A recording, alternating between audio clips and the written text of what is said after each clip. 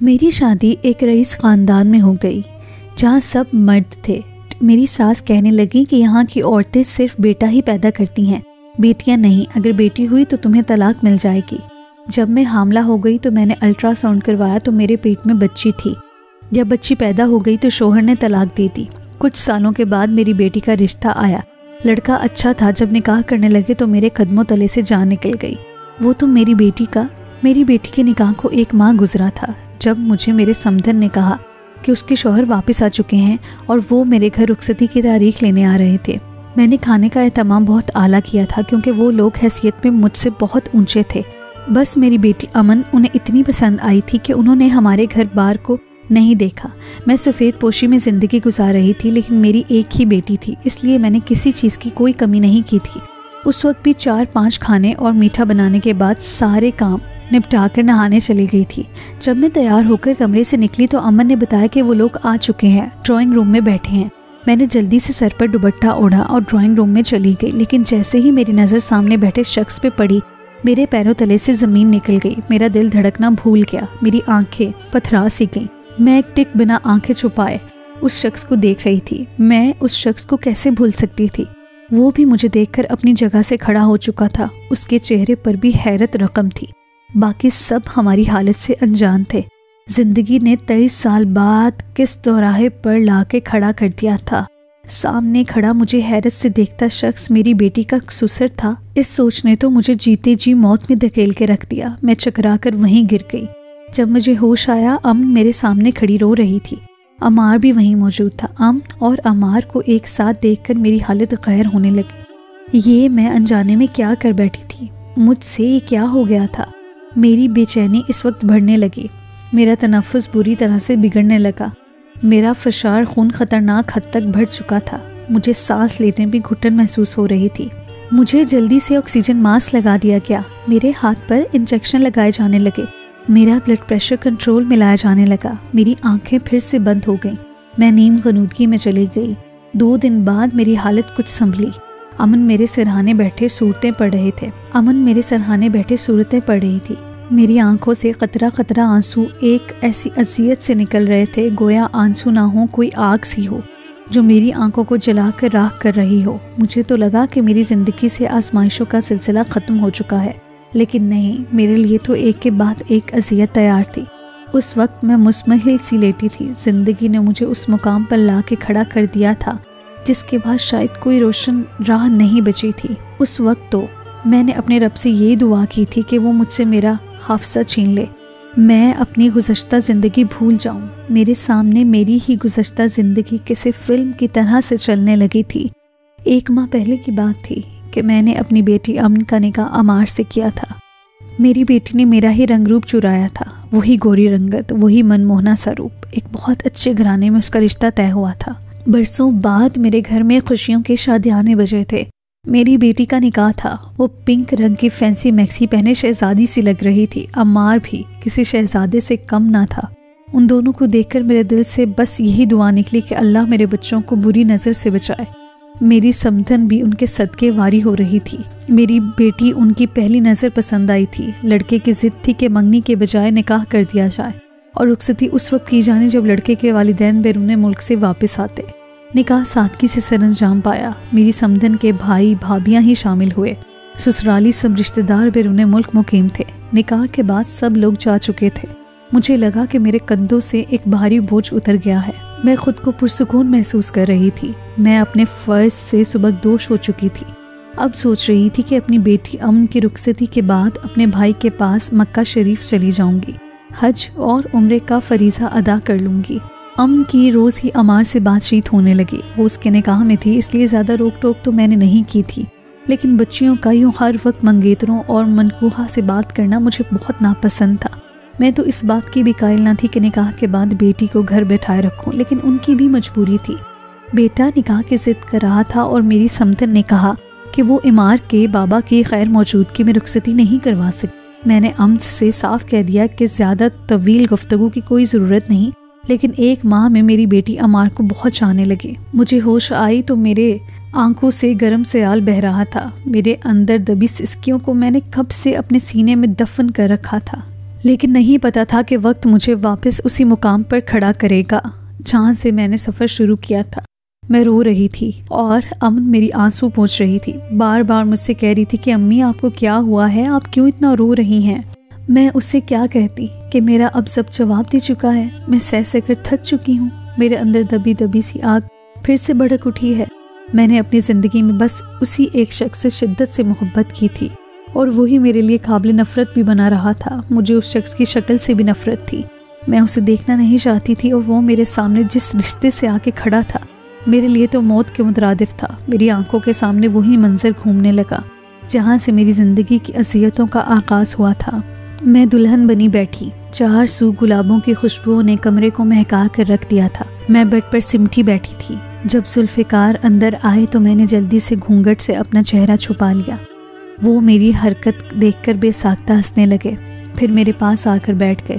مجھے اپنی بے اختیار کی جانے والی حرکت پر بھی جی بھر خفت سی محسوس ہونے لگی۔ کیا سوچتے ہوں گے کہ میں کس قدر بے وقوف ہوں، لیکن انہوں نے ایسا کچھ نہیں کیا۔ کہا کہ میرا گھونگھٹ اٹھایا اور میری خوبصورتی کی تعریف کرنے لگے، کہنے لگے کہ اپنے چہرے کو مجھ سے چھپایا مت کرو، اسی کو تو دیکھ کر میں تمہارا دیوانہ ہو گیا تھا۔ میں شرم سے نظریں جھکائی تھی۔ میری شادی ایک رئیس خاندان میں ہوئی تھی۔ ذوالفقار 4 بھائی تھے، 3 بیرون ملک مقیم تھے، بس ذوالفقار ہی یہاں شہر میں رہتے تھے۔ میری ساس کی ساری بہویں ان کے خاندان سے تھیں، بس میں غیر برادری سے تھی۔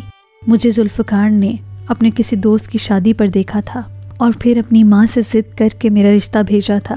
اسی لیے پہلے دن سے میری ساس کا رویہ مجھ سے کچھ اچھا نہ تھا۔ وہ مجھے دیکھتے ہی ماتھے پر بل ڈال لیتی تھی، لیکن ذوالفقار مجھ پر جان چھڑکتے تھے، کہتے کہ مائرہ میری والدہ پر بھی وہی جادو کرو جو تم نے مجھ پر کر دیا ہے۔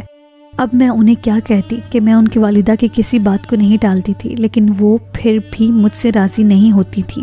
ایک بار میں کچن میں کام کر رہی تھی، مجھ سے کہنے لگیں کہ باہر جاؤ اور پہلے اپنے کمرے کی صفائی کرو۔ میں نے چولہا بند کیا اور باہر نکل گئی۔ ساس کا کمرہ صاف کر کے نکلی ہی تھی، ذوالفقار گھر آ گئے۔ میں نے کھانا کھایا تو اس میں نمک اس قدر تیز تھا کہ سالن بالکل کڑوا سا لگنے لگا۔ میری ساس نے مجھے بہت باتیں سنائی، حالانکہ میں نے کھانا بالکل ٹھیک بنایا تھا۔ شاید نمک انہوں نے خود تیز کیا تھا، لیکن میں نے انہیں کچھ بھی نہیں کہا۔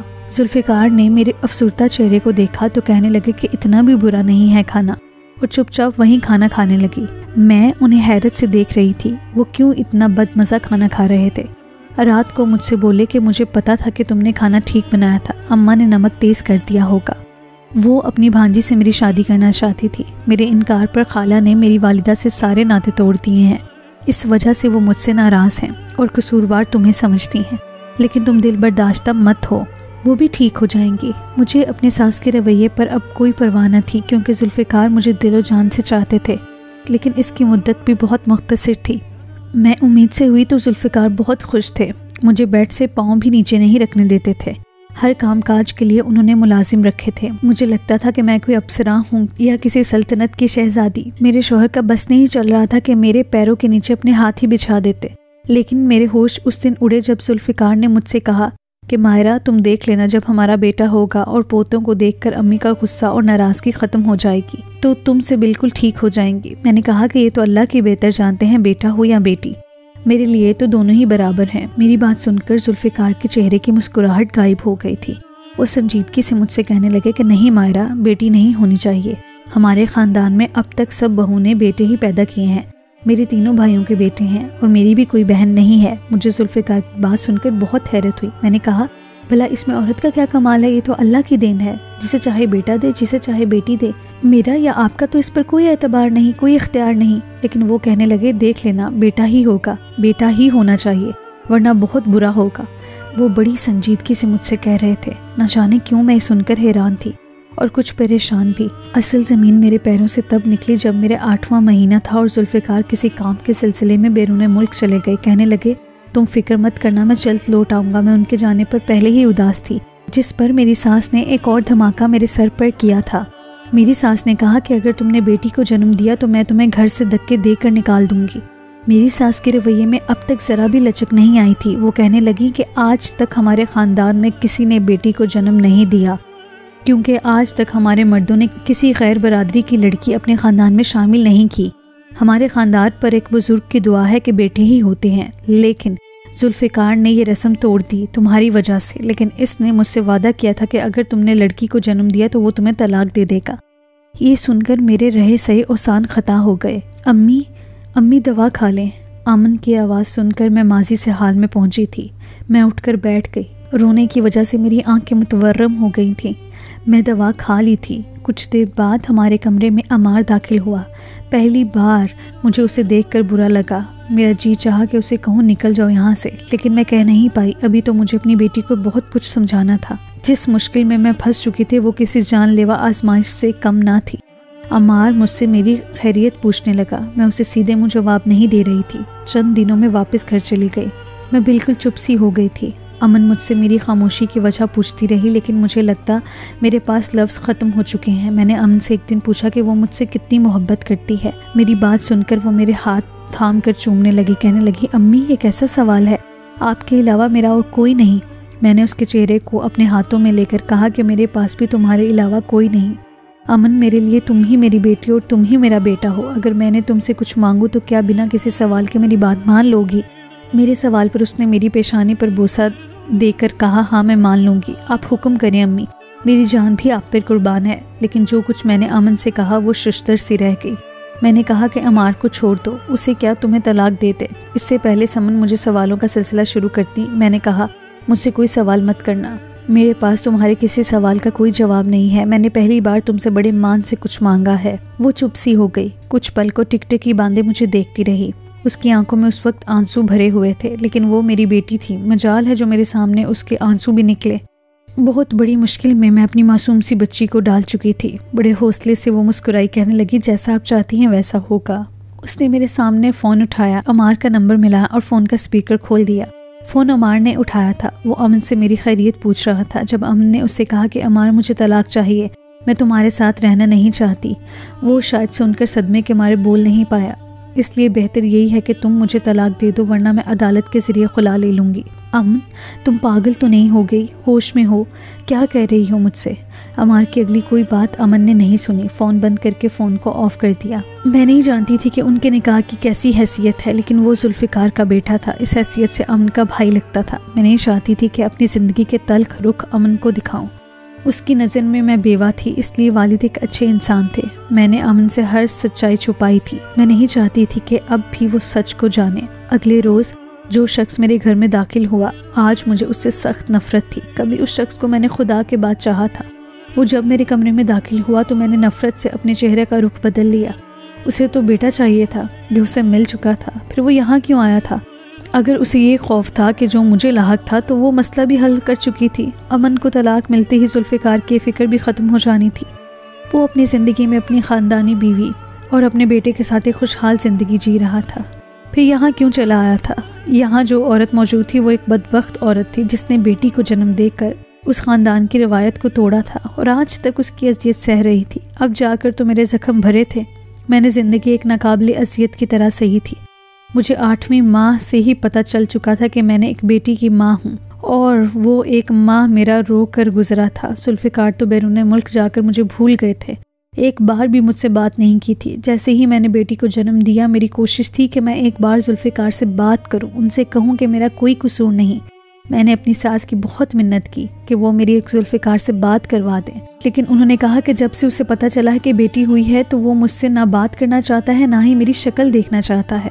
میں ابھی ہاسپٹل میں ہی تھی جب مجھے طلاق نامہ میری ساس نے میرے منہ پر مار دیا تھا۔ کہنے لگی تھی ذوالفقار نے تمہیں طلاق دے دی ہے، اب تمہارا ہم سے کوئی واسطہ نہیں۔ میں روتے دھوتے اپنے گھر آ گئی تھی۔ میرا ایک ہی بھائی تھا، ماں باپ تھے نہیں۔ بھائی نے مجھے سنبھال لیا تھا، بھابھی میری دل جوئی کرتی رہی۔ بھائی کا 1 ماہ کے بعد ہی ٹرانسفر پنڈی ہو گیا، میں ان کے ساتھ پنڈی چلی گئی۔ میرے والد کا گھر میرے بھائی نے بیچ کر میری وراثت سے مجھے ایک گھر خرید دیا۔ میرے بھائی بھابھی کی کوئی اولاد نہ تھی۔ امن کو وہ بہت چاہتے تھے، لیکن جب امن 15 سال کی ہوئی تھی، بھائی کو سعودیہ میں جاب کی آفر ہوئی، وہ وہاں چلے گئے۔ اب تک ہر ماہ وہی مہینے کا خرچہ بھیجتے تھے۔ میں اپنے گھر میں رہنے لگی۔ میں نے دوسری شادی نہیں کی۔ امن سے یہی کہا کہ اس کے والد انتقال کر گئے تھے۔ میں اسے اس کے باپ کی ہر بات سے انجان ہی رکھنا چاہتی تھی۔ میں نہیں چاہتی تھی کہ وہ اس احساس کمتری کا شکار ہو کہ اس کے باپ نے اس کے وجود کو بہت بری طرح سے ٹھکرایا ہے، کیونکہ اسے بیٹی نہیں چاہیے تھی۔ اس سے پہلے کہ ذوالفقار میرے کمرے کے اندر داخل ہوتے، میں نے سختی سے انہیں منع کر دیا۔ آپ یہاں سے واپس جا سکتے ہیں۔ اپنے بیٹے سے کہیں کہ میری بیٹی کو طلاق دے دے، یہ قصہ یہیں ختم ہو جائے گا۔ میرے سخت لہجے کی بھی شاید انہیں پرواہ نہ تھی۔ امن بھی وہیں افسردہ سی کھڑی تھی۔ ذوالفقار پہلے تو امن کے پاس جا کے کھڑے ہو گئے، اسے بہت دیر تک دیکھتے رہے، پھر اپنی آنکھوں کی نمی کو صاف کیا اور امن کے سر پر ہاتھ رکھا، کہنے لگے کہ امن آپ باہر جائیں، مجھے آپ کی والدہ سے بات کرنی ہے۔ یہ سن کر میں نے برجستہ جواب دیا کہ مجھے آپ سے کوئی بات نہیں کرنی، میرا آپ سے ایسا کوئی تعلق نہیں ہے۔ امن کچھ تذبذب کا شکار ہو گئی، لیکن ذوالفقار نے امن کو باہر بھیج دیا اور میرے بیڈ کے سامنے رکھی کرسی پر بیٹھ گئے۔ میں نفرت سے اپنا چہرہ پھیر لیا، لیکن ان کی نظروں کی تپش مجھے اپنے چہرے پر محسوس ہو رہی تھی۔ میرا چہرہ مجھے تپتا ہوا محسوس ہو رہا تھا، نہ جانے میں کیسے ضبط کیے بیٹھی تھی۔ آج بھی تم اتنی ہی حسین ہو ماہرہ جتنی کہ 22 سال پہلے ہوا کرتی تھی۔ لیکن ان کی اس قسم کی بات نے میرے وجود میں انگارے سے بھر دیے۔ میں نے غصے سے کہا کہ شرم نہیں آتی آپ کو مجھ سے اس قسم کی بات کرتے ہوئے؟ میرا اب آپ سے کیا رشتہ، کیسا رشتہ؟ سب کچھ ختم ہے۔ میرے بات پر وہ بولے، تم اب بھی میری بیوی ہو، میں نے تمہیں طلاق نہیں دی تھی، جو طلاق نامہ امی نے تمہیں دیا تھا وہ جعلی تھا۔ کہاں چلی گئی تھی تم؟ کہاں نہیں ڈھونڈا میں نے تمہیں؟ ان کی آواز میں نمی گھلی تھی۔ نہ جانے کیسا قرب تھا کہ نہ چاہتے ہوئے بھی بے ساختہ میری نظریں ان کی طرف اٹھ گئی تھی۔ ان کی آنکھوں سے آنسو بہہ رہے تھے۔ کہنے لگے، ٹھیک ہے، مجھے بیٹے کی خواہش تھی، کیونکہ امی نے مجھے دھمکی دی تھی کہ اگر بیٹی ہوئی تو مجھے تمہیں طلاق دینا ہوگی، لیکن میں نے ان سے ایسا وعدہ کوئی نہیں کیا تھا۔ مجھے امی نے ہر بات سے انجان رکھا تھا۔ میں نے کئی بار امی سے کہا کہ وہ میری تم سے بات کروا دے، لیکن انہوں نے میری بات نہیں کروائی۔ مجھے امریکہ ایک پلان کے ساتھ بھیجا گیا تھا۔ میرے بھائیوں نے میرا پاسپورٹ چھپا لیا تھا تاکہ میں واپس پاکستان تمہارے پاس نہ آ سکوں۔ امی چاہتی تھی کہ تمہیں گھر سے نکال کے میری شادی اپنی بھانجی سے کروا دیں، لیکن خدا کی کرنی یہ ہوئی کہ چند ماہ کے بعد ہی مجھ سے بڑے بھائی کے ایک ایکسیڈنٹ میں موت واقع ہو گئی۔ یہ خبر جب امی کو ملی تو وہ سہ نہیں پائی تھیں اور جہان فانی سے کوچ کر گئی تھیں۔ مجھے میرا پاسپورٹ مل چکا تھا، ہم سب بھائی پاکستان آ گئے تھے اور میری بیوہ بھابھی بھی یہیں آ گئی تھی۔ والدہ کی تدفین کے بعد باقی بھائی واپس چلے گئے تھے اور میری بھابھی اپنے میکے چلی گئی تھی۔ میں سب سے پہلے تمہارے بھائی کے گھر گیا، لیکن مجھے پتا چلا کہ وہ یہاں سب کچھ بیچ کر جا چکے ہیں۔ میں نے تمہیں ڈھونڈنے کی بہت کوشش کی تھی ماہرہ، میرے بھابھی اور بھتیجے آسرا ہو چکے تھے۔ میری بھابھی دوسری شادی کے لیے راضی نہ تھی اور ان کے میکے والے ان کی کفالت اٹھانے کے قابل نہ تھے، اس لیے میں انہیں اپنے گھر لے آیا۔ میں زیادہ تر بیرون ملک ہی کام کرتا تھا، لیکن جب بھی یہاں آتا عمار مجھے چچا کے بجائے بابا کہنے لگا تھا۔ وہ مجھ سے پیار کرتا تھا، میں نے بھی اس پر اپنی محبت نچھاور کرنی شروع کر دی تھی۔ بھابھی بھی مجھے اپنے ہر معاملات میں اہمیت دیتی تھی، اس لیے عمار کی شادی کے ہر معاملے میں مجھے آگے رکھنا چاہتی تھی۔ لیکن جب میں نے تمہیں دیکھا تو مجھے اپنی آنکھوں پر یقین کرنا مشکل ہو گیا تھا، لیکن تم بھی کسی صدمے کے زیر اثر تھیں، اس لیے بے ہوش ہو گئی تھی۔ میں جانتا تھا کہ تم میری وجہ سے بے ہوش ہوئی تھی، اس لیے میں اسپتال میں تو موجود تھا مگر تمہارے سامنے نہیں آیا، کیونکہ تم جب بھی ہوش میں آتی تھی کسی ذہنی ٹینشن کے زیر اثر تمہاری بی پی بار بار شوٹ کر جاتا تھا۔ میں جانتا تھا کہ تمہاری تکلیف کے ذمہ دار میں ہوں، اس لیے آج تمہارے سامنے بیٹھا ہوں۔ تم جو چاہو مجھے سزا دو۔ وہ میرے سامنے ہاتھ جوڑ کر کہنے لگے کہ عمار میرا بیٹا نہیں ہے، اس لیے میں نہیں چاہتا کہ امن اور عمار کو ہم کسی بھی آزمائش میں ڈالیں۔ ذوالفقار کی آنکھوں سے آنسو بہہ رہے تھے۔ میں انہیں کیا سزا سناتی؟ اگر میں نے تکلیف برداشت کی تھی تو اذیت میں تو وہ بھی رہے تھے۔ ان کے جڑے ہوئے ہاتھوں کو میں نے اپنے ہاتھوں میں تھام لیا۔ میں پھوٹ پھوٹ کر رونے لگی۔ امن باہر کھڑی ساری باتیں سن رہی تھی، اندر آ کر اپنے باپ کے ساتھ گلے لگ کر رونے لگی۔ ذوالفقار اس سے بھی معافی مانگ رہے تھے۔ میری آنکھوں سے بتدریج آنسو نکل رہے تھے، لیکن اس بار وہ آنسو خوشی کے تھے۔ تو دوستو، یہ تھی آج کی کہانی۔ اگر آپ کو کہانی پسند آئی ہے تو اس ویڈیو کو لائک کیجیے، چینل کو سبسکرائب کیجیے۔ بہت شکریہ۔